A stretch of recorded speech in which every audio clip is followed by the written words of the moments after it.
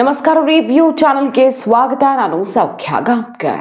ದಿಢೀರ್ ಅಭಿಷೇಕ್ ಮನು ಸಿಂಘ್ವಿ ಮೊರೆ ಹೋದ ಮುಖ್ಯಮಂತ್ರಿ ಸಿದ್ದರಾಮಯ್ಯ.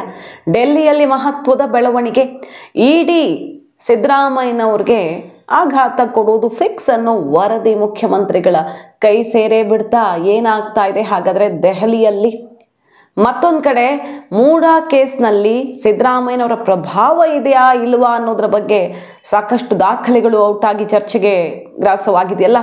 ಸ್ನೇಹಮಯಿ ಕೃಷ್ಣ ಓಪನ್ ಚಾಲೆಂಜ್ ಹಾಕಿ ಇದಕ್ಕಿಂತ ಸಾಕ್ಷಿ ಬೇಕಾ ಅಂತ ದೃಢೀಕೃತ ದಾಖಲೆ ಇದು ಅಂತ ಬಿಡ್ತಾ ಇದ್ದಾರಲ್ವಾ. ಈ ಹೊತ್ತಲ್ಲಿ ಮತ್ತೊಂದು ದಾಖಲೆ ಔಟ್ ಆಗಿದೆ.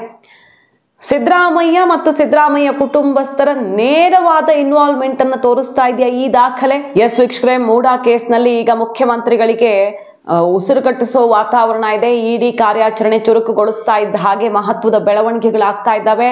ರಾಜಕಾರಣದಲ್ಲಿ ಡೆಲ್ಲಿಯಲ್ಲಿ ಎಲ್ಲ ಇದೇ ವಿಚಾರ ಕಂಪನ ಸೃಷ್ಟಿ ಮಾಡಿರೋದು ಕೈಪಾಳಿದಲ್ಲಿ. ಈಗ ದಿಢೀರಂತ ಡೆಲ್ಲಿಗೆ ಹೋಗಿರುವಂತಹ ಮುಖ್ಯಮಂತ್ರಿ ಸಿದ್ದರಾಮಯ್ಯನವರು ಮೊದಲು ಭೇಟಿಯಾಗಿರೋದು ಅಭಿಷೇಕ್ ಮನು ಸಿಂಘ್ವಿ ಅವರನ್ನ. ಹೈಕಮಾಂಡ್ ನಾಯಕರ ಜೊತೆನೂ ಅವ್ರ ಮೀಟಿಂಗ್ ಇದೆ. ಸಂಪುಟ ಸರ್ಜರಿಯಿಂದ ಹಿಡಿದು ಈ ಮೂಡಾ ಕೇಸು, ಮುಂದಿನ ಬೆಳವಣಿಗೆಗಳ ಬಗ್ಗೆ, ವಕ್ಫ್ ಗಲಾಟೆ, BPL ಕಾರ್ಡ್ ಗಲಾಟೆ, ಸುಮಾರು ವಿಚಾರ ಚರ್ಚೆಗೆ ಬರುತ್ತೆ. ಆದರೆ ಅದಕ್ಕಿಂತ ಮುಂಚೆ ಅವರು ಭೇಟಿಯಾಗಿರೋದು ಅಭಿಷೇಕ್ ಮನು ಸಿಂಘ್ವಿ ಅವರನ್ನ. ಬ್ರೇಕ್ಫಾಸ್ಟ್ ಮೀಟ್ ಹೆಸರಲ್ಲಿ ಅಭಿಷೇಕ್ ಮನು ಸಿಂಘ್ವಿ ಅವ್ರನ್ನ ಭೇಟಿಯಾಗಿದ್ದಾರೆ. ಈ ಕೇಸನ್ನ ಸಿದ್ದರಾಮಯ್ಯನವ್ರ ಪರವಾಗಿ ವಹಿಸಿಕೊಂಡಿದ್ದು ಅವರೇನೆ.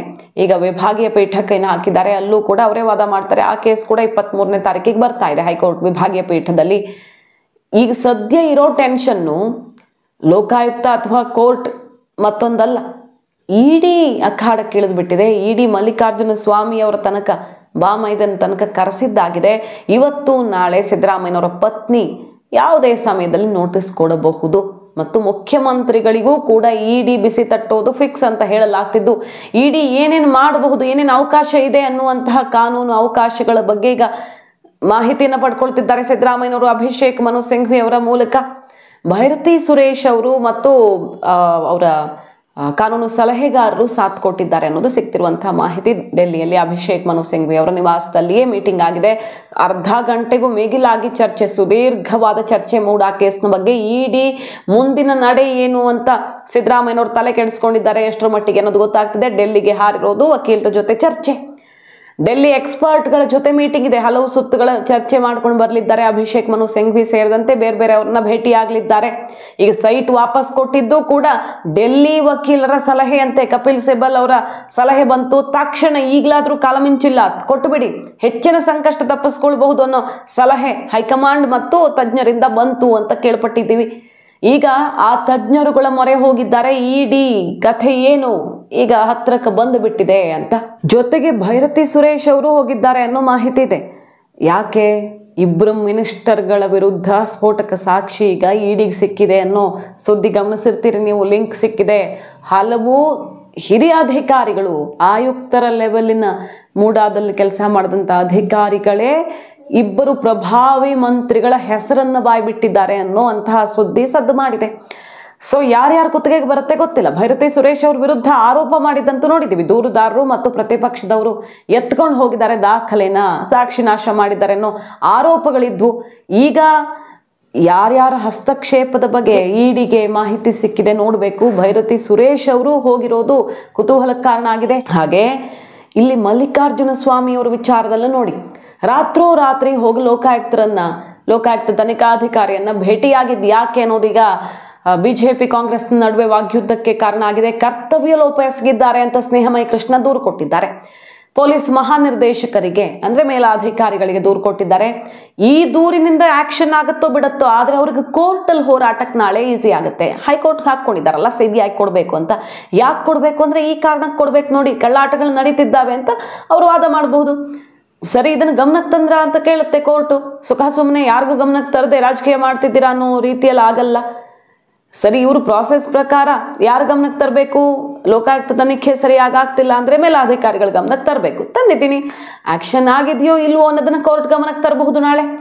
ಒಂದಲ್ಲ 2 ಸಲ ಮಲ್ಲಿಕಾರ್ಜುನ ಸ್ವಾಮಿ ಅವರು ರಾತ್ರಿ ಹೊತ್ತು ಹೋಗಿ ಮೀಟ್ ಆಗಿದ್ದಾರೆ ಅನ್ನೋ ಆರೋಪ ಕೇಳಿ ಬರ್ತಿದೆ. ಲೋಕಾಯುಕ್ತ ತನಿಖಾಧಿಕಾರಿ ಉದೇಶ್ ಅವ್ರನ್ನ, SP ಉದೇಶ್ ಅವ್ರನ್ನ ಭೇಟಿ ಆಗೋದು. A3ಗೆ ಏನ್ ಕೆಲಸ ಇತ್ತಲ್ಲಿ? ತನಿಖೆ ನಡೀತಿರುವಾಗ ನೋಟಿಸ್ ಇಲ್ಲದೆ ಅವ್ರನ್ನ ಹೆಂಗ್ ಕರೆಸ್ಕೊಂಡ್ರು ಅಂತ ಈಗ ಅಲ್ಲಿ ಶಾಸಕ ಶ್ರೀವತ್ಸ ಅವರಿಂದ ಹಿಡಿದು ದೂರುದಾರರಿಂದ ಹಿಡಿದು ಎಲ್ಲ ಆಕ್ಷೇಪ ಎತ್ತಿದ್ದಾರೆ. ಏನ್ ನಡೀತಿದೆ ಇಲ್ಲಿ? ಎರಡೆರಡು ಸಲ ರಾತ್ರಿ ಹೊತ್ತು ಮಿಡ್ ನೈಟ್ ಸೀಕ್ರೆಟ್ ಏನಿದು ಮೂಡಾ ಕೇಸ್ನಲ್ಲಿ? ಲೋಕಾಯುಕ್ತ ಇದನ್ನೊಂದು ತಾರ್ಕಿಕ ಅಂತ್ಯಕ್ಕೆ ತಗೊಂಡು ಹೋಗೋಕೆ ಸಾಧ್ಯವಾ? ಕೋರ್ಟ್ನ ಆದೇಶದಂತೆ ನಡೀತಿರೋ ತನಿಖೆ ಇದು. ಈ ರೀತಿ ಮಾಡ್ತಿದ್ದಾರಲ್ಲ ಅಂತ ಈಗ ಆಕ್ರೋಶ ಸ್ಫೋಟವಾಗಿದೆ. ಈ ಹೊತ್ತಲ್ಲಿ ಸ್ನೇಹಮಯಿ ಕೃಷ್ಣ ಮತ್ತೊಂದು ಹೆಜ್ಜೆ ಇಟ್ಟಿದ್ದಾರೆ, ಕಂಪ್ಲೇಂಟ್ ಕೊಟ್ಟಿದ್ದಾರೆ, ಕರ್ತವ್ಯ ಲೋಪ ಎಸಗಿದ್ದಾರೆ, CCTV ಅಳವಡಿಸಬೇಕು ಲೋಕಾಯುಕ್ತ ಕಚೇರಿ ಹೊರಗಡೆ, ಏನಾಗ್ತಾ ಇದೆ ಅನ್ನೋದ್ರ ಬಗ್ಗೆ ಪಾರದರ್ಶಕವಾಗಿ ಎಲ್ಲ ಹೊರಗಡೆ ಬರಬೇಕು ಅಂತ ಮೇಲಾಧಿಕಾರಿಗಳ ಗಮನಕ್ಕೆ ತಂದಿದ್ದಾರೆ. ನಾಳೆ ಕೋರ್ಟ್ನಲ್ಲಿ ವಾದ ಮಾಡೋದಕ್ಕೆ ಅನುಕೂಲ ಆಗತ್ತೆ, ಇದು ಪ್ರೊಸೀಜರ್ ಪ್ರಕಾರ ನಡ್ಕೊಂಡಿದ್ದೀವಿ ನಾವು ಅಂತ. ಇದರ ನಡುವೆ ಮಹತ್ವದ ದಾಖಲೆ, ಈ ಕೇಸ್ನಲ್ಲಿ ದೊಡ್ಡ ತಿರುವನ್ನ ಕೊಡಬಲ್ಲ ದಾಖಲೆಯೊಂದು ಔಟ್ ಆಗಿದೆ. ಈಗ ನೋಡಿ, ಮಾಧ್ಯಮಗಳಲ್ಲಿ ಹೊರಬಿದ್ದಿರುವಂತಹ ದಾಖಲೆ ಏನ್ ಹೇಳ್ತಿದೆ? ಸಿದ್ದರಾಮಯ್ಯನವರ ಪ್ರಭಾವ ಇದೆಯಾ ಇಲ್ವಾ ಅನ್ನೋದ್ರ ಬಗ್ಗೆ ಬಹಳ ದೊಡ್ಡ ದಾಖಲೆಯಾಗಬಹುದು ಇದು. ಬಹುಶಃ ದೂರುದಾರರ ಮೂಲಕವೇ ಹೊರಬಿದ್ದಂಗೆ ಕಾಣಿಸ್ತಾ ಇದೆ. ಯತೀಂದ್ರ ಸಿದ್ದರಾಮಯ್ಯನವರು ಮೂಡಾ ಸದಸ್ಯರಾದ ಬಳಿಕ ಮೂಡಾದ ನಿರ್ಧಾರವನ್ನೇ ಬದಲಿಸಲಾಗಿದೆ ಈ ಸೈಟ್ ಕೊಡೋ ವಿಚಾರದಲ್ಲಿ ಅನ್ನೋದು. ಏನು 2017ರಲ್ಲಿ ಒಂದು ಮೂಡಾ ನಿರ್ಣಯ ಆಗಿರುತ್ತೆ. ಪ್ರಾಧಿಕಾರದ ಸ್ವಾಧೀನದಲ್ಲಿದ್ದು ಅಭಿವೃದ್ಧಿ ಪಡಿಸದೇ ಇರುವ ಜಮೀನನ್ನ ಅರ್ಜಿದಾರರಿಗೆ ಬದಲಿಯಾಗಿ ನೀಡುವುದು ಅಂತ. ಅಭಿವೃದ್ಧಿ ಪಡಿಸದೇ ಇರುವ ಜಮೀನನ್ನ ಅರ್ಜಿದಾರರಿಗೆ ಕೊಡೋದು ಅಂತ ತೀರ್ಮಾನ ಆಗಿರುತ್ತೆ. ಯಾವಾಗಿದ್ದು? 2017ರಲ್ಲಿ. ಆಮೇಲೆ 2020ರಲ್ಲಿ 2021ನೇ ಸಾಲಲ್ಲಿ ಮೂಡಾದ ನಿರ್ಣಯ ಆಗತ್ತೆ. ಯತೀಂದ್ರ ಅವರು ಸದಸ್ಯರಾದ ಮೇಲೆ, ಇದು ಗಂಭೀರ ಆರೋಪ, ಅವರ ಸದಸ್ಯರಾದ ಮೇಲೆ ಬದಲಾಯಿಸಲಾಗಿದೆ, ನಿರ್ಣಯವನ್ನೇ ಮತ್ತೆ ಚೇಂಜ್ ಮಾಡಿದ್ದಾರೆ ಅನ್ನೋ ಆರೋಪ. ದಾಖಲೆ ಬಿಟ್ಟಿದ್ದಾರೆ ಕೆಲವೊಂದು. 50% ವಿಸ್ತೀರ್ಣದ ಅಭಿವೃದ್ಧಿ ಪಡಿಸಿದ ಜಾಗವನ್ನ ಒಪ್ಪುವ ಪ್ರಕರಣಗಳಲ್ಲಿ ನೀಡಲು ತೀರ್ಮಾನಿಸಲಾಗಿದೆ. ಅಭಿವೃದ್ಧಿ ಪಡಿಸದ ಮೊದಲು ತಗೊಂಡಿದ್ದು, ಆಮೇಲೆ ಅಭಿವೃದ್ಧಿ ಪಡಿಸಿದ ಅಂದ್ರೆ ಪ್ರತಿಷ್ಠಿತ ಬಡಾವಣೆ ಆಗಿರಬಹುದು. ಅದೆಲ್ಲ ಈಗ ವಿಜಯನಗರ ಬಡಾವಣೆ, ಅಲ್ಲಿ ದೇವನೂರು ಬಡಾವಣೆಗೂ ವಿಜಯನಗರ ಬಡಾವಣೆಗೂ ಅಜಗಜಾಂತರ ವ್ಯತ್ಯಾಸ ಅಲ್ವಾ? ಅದೇನಾದ್ರೂ ಇರಲಿ, ಒಟ್ಟಿನಲ್ಲಿ 50% ವಿಸ್ತೀರ್ಣದ ಅಭಿವೃದ್ಧಿ ಪಡಿಸಿದ ಜಾಗವನ್ನ ಒಪ್ಪುವ ಪ್ರಕರಣಗಳಲ್ಲಿ ನೀಡೋದಕ್ಕೆ ತೀರ್ಮಾನಿಸಲಾಗಿದೆ. ಈ ನಿರ್ಧಾರ ಬದಲಾಗಿದ್ದು ಹೇಗೆ ಅನ್ನುವಂಥ ಸುದ್ದಿ, ಆ ದಾಖಲೆಗಳು ಈಗ ಮೀಡಿಯಾದಲ್ಲಿ ಸದ್ದು ಮಾಡ್ತಿರೋದು. ಕೇಸ್ಗೆ ದೊಡ್ಡ ತಿರುವನ್ನ ಕೊಡಬಲ್ಲಂತಹ ದಾಖಲೆ ಇದು ಅಂತಾನೆ ಹೇಳ್ತಾ ಇದ್ದಾರೆ. ದೂರುದಾರರಿಗೆ ಮತ್ತೊಂದು ಭರ್ಜರಿ ಅಸ್ತ್ರ ಸಿಕ್ಕಿದೆ. ಈಗಾಗಲೇ ವಿಶೇಷ ತಹಶೀಲ್ದಾರ್ CM ಪತ್ನಿಯವರ ಪರವಾಗಿ ಹೆಂಗ್ ಮುದ್ರಾಂಕ ಶುಲ್ಕ ಕಟ್ಟಿದ್ರು ಅನ್ನೋದು ಒಂದು ದಾಖಲೆ, ಅರ್ಜಿ ಹಾಕಕ್ಕಿಂತ ಮುಂಚಿನ ದಿನಾನೇ ಶುಲ್ಕ ಹೆಂಗ್ ಪಾವತಿಸಿದ್ರು ಅನ್ನೋದು ಒಂದು ದಾಖಲೆ ಬಿಟ್ಟಿದ್ರು. ದೃಢೀಕೃತ ದಾಖಲೆ ಇದು ಅಂತ ಸ್ನೇಹಮಯಿ ಕೃಷ್ಣ ಹರಿಹಾಯ್ದಿದ್ರು. ಏನ್ ಬೇಕು ಇದಕ್ಕಿಂತ ಸಾಕ್ಷಿ? ಹಿಂಗೆಲ್ಲ ಪ್ರೊಸೀಜರ್ ಮಾಡೋಕ್ಕಾಗತ್ತಾ?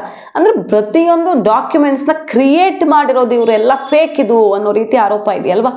ಈಗ ಮತ್ತೊಂದು ಮಹತ್ವದ ದಾಖಲೆ ಔಟ್ ಆಗಿದೆ. ಅದೇನಪ್ಪ ಅಂತ ಕೇಳಿದ್ರೆ, ಯತೀಂದ್ರ ಸಿದ್ದರಾಮಯ್ಯನವರು ಮೂಡಾ ಮೆಂಬರ್ ಆದಮೇಲೆ ಮೂಡಾದ ಒಂದು ನಿರ್ಧಾರವನ್ನ, ಈ ಬದಲಿ ನಿವೇಶನ ಕೊಡೋ ವಿಚಾರದಲ್ಲಿ ಒಂದು ನಿರ್ಧಾರವನ್ನೇ ಬದಲಿಸಲಾಗಿದೆ ಅಂತ. ಅದು ಹೆಂಗಾಯ್ತು ಅನ್ನೋದು ಸಿದ್ದರಾಮಯ್ಯನವರ ಪ್ರಭಾವ ಇದೆ ಅನ್ನೋದನ್ನು ಖಚಿತಪಡಿಸೋ ನಿಟ್ಟಿನಲ್ಲಿ ಒಂದು ಅಸ್ತ್ರ ಆಗಬಹುದು. ಗಂಭೀರವಾದ ಆರೋಪ ಕೇಳಿ ಬಂದಿದೆ. ಸೊ ಮೂಡಾ ಕೇಸ್ನಲ್ಲಿ ಮಹತ್ವದ ಬೆಳವಣಿಗೆಗಳು ಜರುಗುತ್ತಿದ್ದಾವೆ. ಲೋಕಾಯುಕ್ತ, ಇಡಿ ಮತ್ತು ಡೆಲ್ಲಿಯಲ್ಲಿ ಆಗ್ತಿರುವ ಬೆಳವಣಿಗೆಗಳನ್ನೆಲ್ಲ ಒಟ್ಟಿಗೆ ನೋಡಿದ್ರೆ ಗೊತ್ತಾಗುತ್ತೆ ಎಷ್ಟು ಸ್ಟ್ರೆಸ್ ಕ್ರಿಯೇಟ್ ಆಗಿದೆ ಅಂತ. ಇಡಿ ಏನಾದ್ರೂ ಬಿಸಿ ಮುಟ್ಟಿಸಿದ್ರೆ ಮುಂದೇನು ಅನ್ನೋದ್ರ ಬಗ್ಗೆ ಹೈಕಮಾಂಡ್ ಕೂಡ ಸಮಾಲೋಚನೆ ನಡೆಸಲಿದೆ.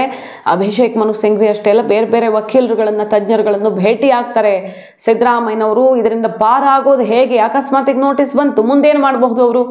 ಹಾಜರಾದ್ರೇನು, ಹಾಜರಾಗದಿದ್ರೇನು? ಕೇಜ್ರಿವಾಲ್ ಅವ್ರ ಪ್ರಕರಣ ಎಲ್ಲ ನೆನಪಿದೆ ನಮಗೆ. ಸೊ ಮುಂದೇನು ಅನ್ನೋದ್ರ ಬಗ್ಗೆ ಕಾನೂನು ಸಲಹೆಯನ್ನ ಪಡೆಯೋದಕ್ಕೆ ಅಭಿಷೇಕ್ ಮನು ಸಿಂಘ್ವಿ ಅವ್ರನ್ನ ಭೇಟಿಯಾಗಿದ್ದು ಬಹುಶಃ ಕಪಿಲ್ ಸಿಬಲ್ ಸಲಹೆಯನ್ನು ಪಡೆಯೋ ತರ ಕಾಣಿಸ್ತಾ ಇದೆ. ಮಾಹಿತಿ ನಿಮ್ಗೆ ಇಷ್ಟ ಆಗಿದ್ರೆ ಮಿಸ್ ಮಾಡದೆ ನಮ್ಮ ಚಾನಲ್ನ ಸಬ್ಸ್ಕ್ರೈಬ್ ಮಾಡಿ, ನಿಮ್ಮ ಅಭಿಪ್ರಾಯ ಕಮೆಂಟ್ ಮಾಡಿ ತಿಳಿಸಿ. Thank you.